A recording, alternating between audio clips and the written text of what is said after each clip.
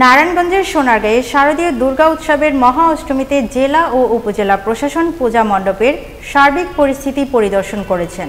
Staff reporter Mohammad Nurnabi Johnny জানান, মঙ্গলবার রাত 7টায় সোনারগাঁয়ের বারদি শ্রী শ্রী লোকনাথ ব্রহ্মচারী পূজা মণ্ডপ এবং পঞ্চমীঘাট পোদ্দার বাড়ি পূজা মণ্ডপ পরিদর্শন করেন জেলা প্রশাসক জাহিদুল ইসলাম মিয়া, পুলিশ সুপার জসিম উদ্দিন ও উপজেলা নির্বাহী কর্মকর্তা ফারজানা রহমান।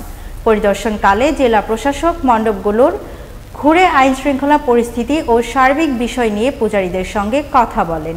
এ সময় আরও উপস্থিত ছিলেন সিনিয়র সহকারী কমিশনার ও এক্সিকিউটিভ ম্যাজিস্ট্রেট শেগুপ্তা মেহনাজ, সহকারী কমিশনার ভূমি তৌফিকুর রহমান, সহকারী কমিশনার ভূমি ফাইরুজ তাসনিম, সোনারগাঁ থানার ওসি তদন্ত রাশিদুল হাসান খান, বারদি ইউপি যুবদলের সদস্য সচিব দেলোয়ার হোসেন, উপজেলা বিএনপির ক্রিয়া বিষয়ক সম্পাদক করিম রহমান সহ মন্দির কমিটির সভাপতি ও সাধারণ সম্পাদক।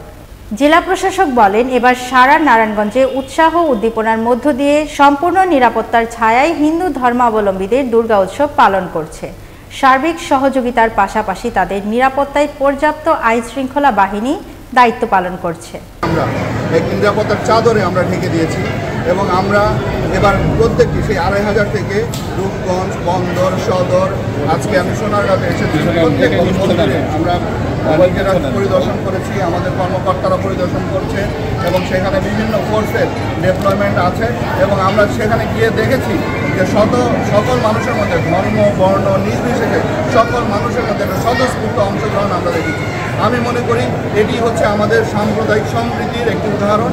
আমরা যে বাংলাদেশের যে জন্য গর্ব করি, আমাদের যে ঐতিহ্য রয়েছে সাম্প্রদায়িক সম্প্রীতির বাংলাদেশ, সেটি তারই একটি উদাহরণ আমরা দেখতে পাচ্ছি এবং সেটি আমরা সৃষ্টি করতে সক্ষম হয়েছি।